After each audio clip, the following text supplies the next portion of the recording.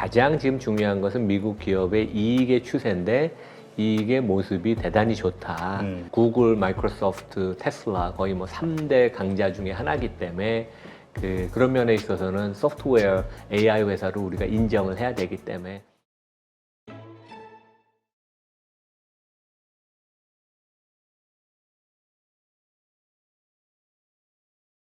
오늘 모신 분은 연세대학교 국제학대학원 이남우 교수님이십니다. 안녕하세요. 네, 안녕하십니까. 자, 일단 우리 이남우 교수님은 실제 헤지펀드도 운영하셨고 또 지금 학교에서 강의를 하시기 때문에 그 모든 양쪽 면으로 다 아주 해박한 어떤 지식이 또 지혜가 탁월하신 분으로 정평이 나 있으신데 지금 시장에 대해서 어떻게 보시는지 되게 궁금합니다. 왜냐하면 불과 일주일 전만 해도 시장이 비관에 가득 찼었거든요. 이제 꼭지 찍었고 끝났다.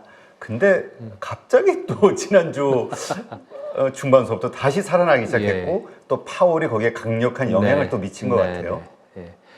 그러니까 우리가 국내 시장 얘기하려면 미국 얘기를 안 할 수가 없죠. 그래서 미국이 뭐 이제 1분기 성장률이 좀 안 좋게 나왔습니다. 그래도 제일 지금 시장에서 중요한 건 결국은 기업 수익, 이익이거든요. 근데 기업 이익이 엄청 좋아요. 그래서 우리 뭐 지금 엔비디아 빼놓고는 M7 그 실적이 다 발표가 됐잖아요. 근데 시장의 기대 수준도 상당히 높았는데 그거보다 더 좋은 실적을 다 예외 없이 발표를 했고, 그 다음에 우리 국내가 이제 아쉬운 게 회사 지배주주나 경영진들이 좀 주주에 대한 배려가 부족하다. 근데 이번에 애플이 1,100억 달러 자사주 매입을 발표를 했고, 근데 저는 워낙 그동안 애플이 10년 동안 보여온 행보를 보면 그냥 뭐 저는 놀랍지는 않았어요. 근데 하여간 우리가 그 자사주를 그렇게 많이 산다는 건 우리 현금 흐름이 그렇게 좋다는 자신감의 표현이거든요. 아마 이제 그런 점에서 시장이 환호를 했던 것 같고, 알파벳도 그 며칠 전에 700억 달러 자사주 매입 규모를 발표를 했고, 그래서 이게 실적도 좋은데다가 그 다음에 이제 되게 주주 친화적으로 뭐 자사주를 사면 미국은 기본적으로 다 소각을 하니까 그러면 이제 수급도 좋아지고 주당 지표도 올라가고, 그래서 이제 그 힘이 제일 큰 것 같아요. 그래서 이제 지금 우리 국내에서는 미국 금리, 그러니까 파월의 입에 너무 지금 일희일비 하는데, 뭐 미국 시장도 어떻게 보면 좀 그렇게 움직이는데 우리가 좀 긴 호흡을 한다면 가장 지금 중요한 것은 미국 기업의 이익의 추세인데 이익의 모습이 대단히 좋다. 그리고 하반기에 아마 이익 증가율이 그 가속화가 될 거예요. 그래서 이제 탄력을 더 받는다는 얘기니까. 그래서 이제 주가 밸류에이션이 뭐 상당히 높습니다. 퍼 기준으로 미국 시장이 한 20배쯤 되는데 그래도 이익이 이 정도로 증가를 하면 크게 부담이 가는 수준이 아니어서, 그래서 다시 최근에 주가가 며칠 사이에 회복을 보인 것 같고, 국내 주가는 이제 우리 뭐 국내도 이익이 돌아서는 중입니다. 반도체가 사이클이 확실히 돌아서고, 근데 이제 외국인들이 1분기에 엄청 매수했던 것이 지금 주춤하고 밸류업에 대해서 반신반의하는 그런 게 있어요. 이번에도 또 속는 게 아닌가. 이제 그런 회의감이 좀 있기도 하지만 또 아시아에서 한국 외에 대안이 지금 별로 없습니다. 그래서 팔지도 못하는 그런 딜레마. 근데 한국도 뭐 미국 시장이 좋으면 어느 정도 따라갈 테니까 그런 면에서 시장을 조금 긍정적으로 봐도 된다, 이제 그렇게 생각을 하고 있습니다. 네, 진짜 말씀하신 대로 그 5월 2일 날 그 가이드라인 발표했잖아요. 좀 실망하신 분들이 많았던 것 같아요. 국내는 그때, 조금 더 그런 것 같아요. 특히 국내 증시에서는 실망하신 분들이 많았고, 그런데 그래도 생각보다 외국인의 매도가 관련주들에서 그렇게 나오진 않았다라는 평가가 좀 일반적이긴 하더라고요. 아직은 그 완전히 포기하지 할 만큼 그렇게 나쁜 건 아니다. 그래서 그런 또 얘기가 나오고 있고. 그러니까 두 가지 측면이 있습니다. 하나는 그 국내는 이제 특히 언론이 강제성을 되게 중시하거든요. 강제성이 있어야지 기업이 한다. 근데 외국 투자가들은 꼭 그렇게 생각은 안 해요. 저도 가이드라인에 대해서 이제 제가 요즘 이제 기업 거버넌스 포럼이라는 거 맡아서 하잖아요. 그러니까 우리가 전체 평점은 B-를 줬는데 가이드라인은 A 학점을 줬어요. 아, 그래요? 네, 근데 이제 외국 사람들은 이렇게 생각합니다. 결국 기업이 스스로 해야지 정부가 팔을 비틀어서 강제적으로 하는 것은 그 충격요법으로 일시적이다. 그래서 외국인들은 조금 더 길게 생각을 하고 있고, 그다음에 외국 사람들이 이제 그런 것도 있습니다. 이번에 16조 원을 1분기에 집중 매수하기 전에 한국 비중이 너무 낮았어요. 네. 진짜 벤치마크 대비 너무 낮아서 조금 주식을 삼으로써 여전히 언더웨이트입니다. 근데 여기서 혹시 한국이 지금 이제 반도체 경기가 턴하는 그런 국면인데 한국 비중을 더 낮게 다시 가고 싶지는 않아요. 그래서 오히려 그런 리스크 때문에 걱정을 해서 그냥 요 정도를 일단 담아놓고 가는 걸로. 근데 여전히 외국인들의 한국 시장은 언더웨이트입니다. 예. 그렇군요. 그러니까 앞으로 우리 기업들의 실적에 대한 자신감 이런 것들만 더 보여줄 수 있는 게 나온다고 하면은 더 추가적으로 더 들어올 수 있다 이렇게 봐야겠군요. 그러니까 이제 큰 뭐 전 세계 산업 경기가 지금 선순환되는 그런 과정이고 제조업이 조금 살아나지 않습니까? 그리고 이제 반도체가 대한민국 우리 가장 중요한 업종인데 확실하게 턴하는 중이니까 그런 면에 있어서는 경기 순환적인 관점에서는 한국에 대해서 외국인들이 좀 좋게 보고 있습니다. 근데 네. 이제 진짜 이게 주주 친화적인 그러한 뭔가 개선이 있으면 저는 뭐 기업들에 대해서 약간의 지금 기대는 하고 있습니다. 그런 개선이 있으면 외국인들이 좀 더 추격 매수를 할 수 있어요. 오늘도 제가 오후에 엄청나게 큰 미국 펀드의 펀드 매니저 한국 와서 만나기로 했거든요. 그래요? 그래서 여전히 관심은 조금 2, 3월보다 식긴 했지만 여전히 관심은 많습니다. 되게.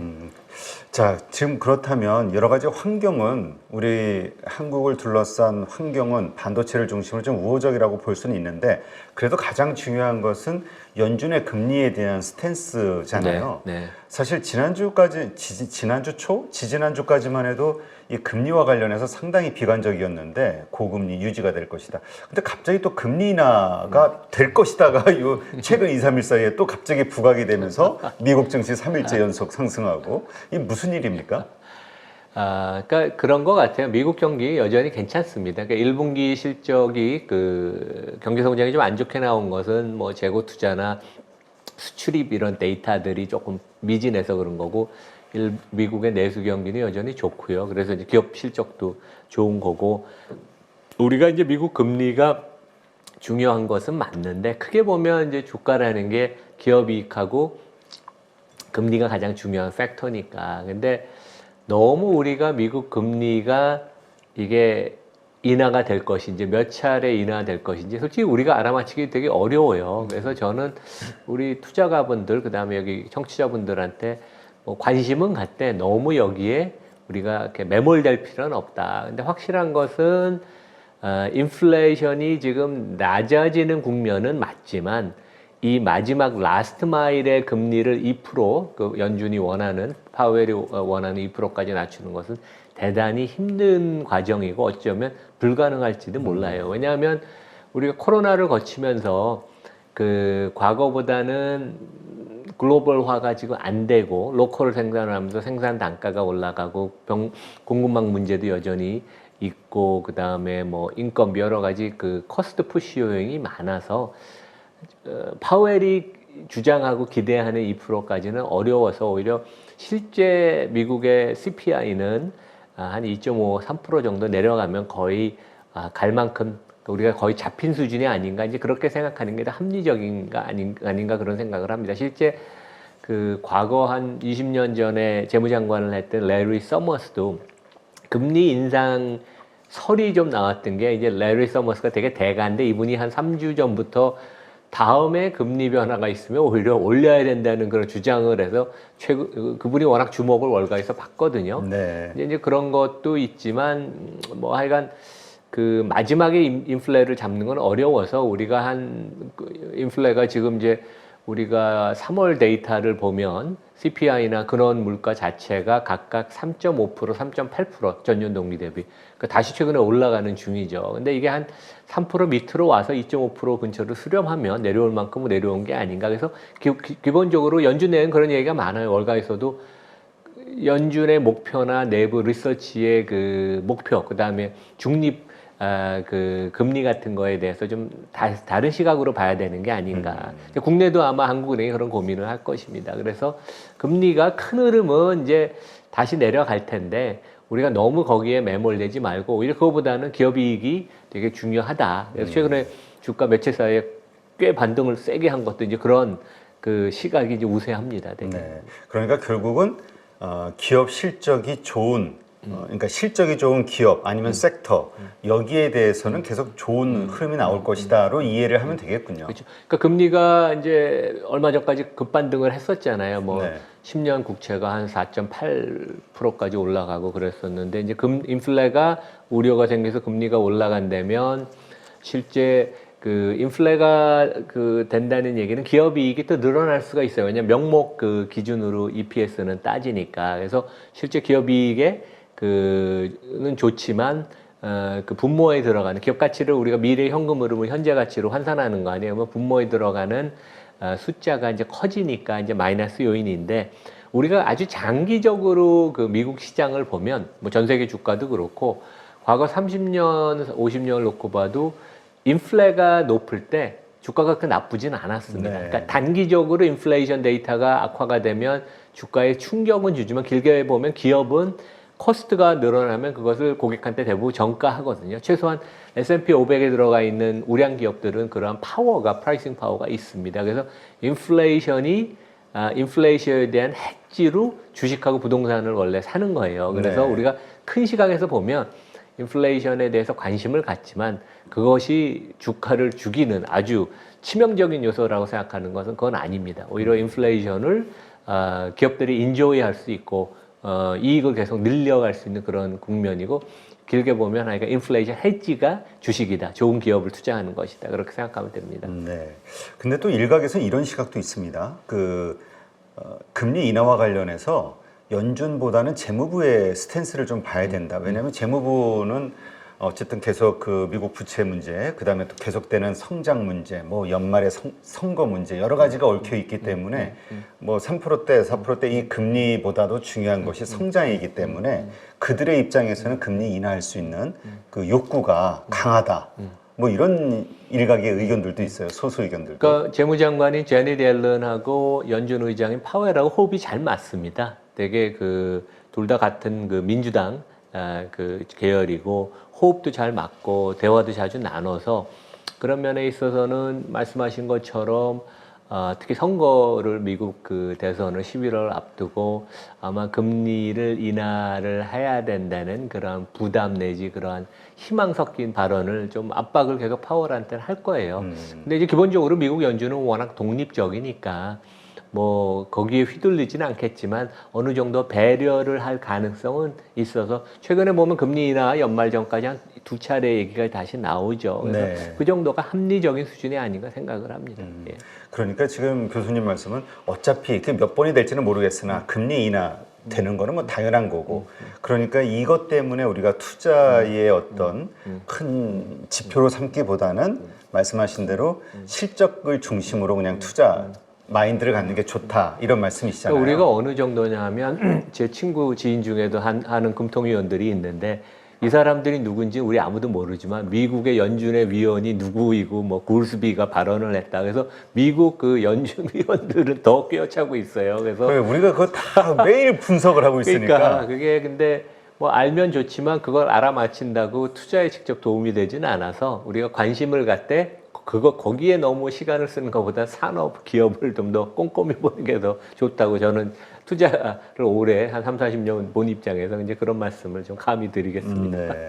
지금 그렇다면 지표와 관련해서 경제 지표와 관련해서 금리 인하 이러한 것보다 더 중요하게 우리가 지금 봐야 되는 지표가 있다면 어떤 게 있을까요? 그러니까 뭐 기업 이익 성장률이죠. 그래서 이제 1분기에 S&P 500 기준으로 미국이 기업 이익이 한 3% 정도 성장할 걸로 예상을 했는데 지금 500대 기업에서 거의 뭐 3분의 2 이상 실적을 발표를 했습니다. 큰 회사들은 거의 발표를 했어요. 지금 이제 마지막에 남아 있는 게 이제 엔비디아나 뭐 이런 것들 남아 있는데 지금 뚜껑을 열어 보니까 한 6% 정도는 성장할 걸로 지금 나오고 있어요. 그리고 거의 모든 업종에 있어서 기업 이익이 다 좋다. 그러니까 안 좋은 업종별로 뭐 명암이 항상 갈리는데 그러니까 earning surprise 생각보다 시장의 기대치보다 그 이익이 잘 나온 업종들이 거의 대부분이에요. 그래서 서프라이즈가 70% 미친 데가 없습니다. 그래서 골고루 되게 좋은 것이고 그래서 아마 1분기, 2분기가 그 성장률이 생각보다 좋으면서 하반기에 더 탄력을 받을 가능성이 되게 높아요. 그래서 이제 올해 전체적으로 보면 미국 기업 이익 증가율이 EPS가 한 9% 지금 예상을 하는데 충분히 달성 가능할 거고 특히 하반기가 되면 되게 좋아질 테니까 우리가 하여간 시장 지표도 중요하지만 개별 기업들 내가 들고 있는 종목 하면 M7 뭐 시장을 지금 주도하고 있는 네. 이런데 이익에 그다음에 현금 흐름 상황에 되게 주시하는 게 되게 중요하다고 말씀드리겠습니다. 근데 말씀대로 정말 실적은 좋아지는 거 그게 다 보이고 지표상으로 나온단 말이죠. 그건 인정.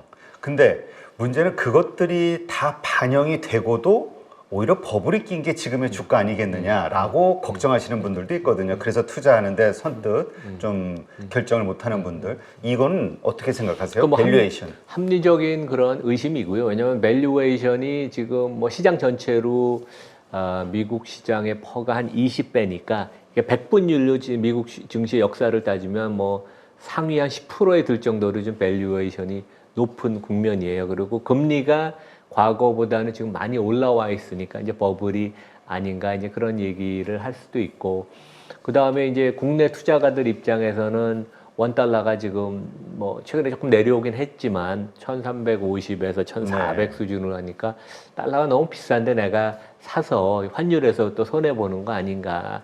근데 이제 첫 번째 기업 이익이 전망이 좋으면 조금 밸류에이션을 높게 주고 사도 됩니다. 그리고 거의 확실하게 아마 하반기에 기업 이익이 되게 좋을 거예요. 그리고 내년에 기업 이익도 이제 이미 우리가 이제 5월에 들어왔잖아요. 그렇죠. 그러면 우리가 실적을 발표할 때 나머지 2024년에 하반기 얘기도 하지만 내년 것도 은근히 지금 주가에 벌써 반영이 되기 시작합니다. 그래서 그거 왜냐면 메타 같은데 주가가 많이 하락한 게 워낙 주가가 많이 올라서 하락한 것도 있지만 이익 실현도 있지만 내년에 투자가 더 많이 집행되면 내년은 기업 이익 증가율이 뭐 없거나 엄청 둔화되는 거 아닌가 이제 그런 우려도 있거든요. 근데 기업 이익 증가율이 올해 하반기 내년 전반적으로 다 괜찮을 것 같아요. CEO들의 최근에 자신감들이 되게 늘어났습니다.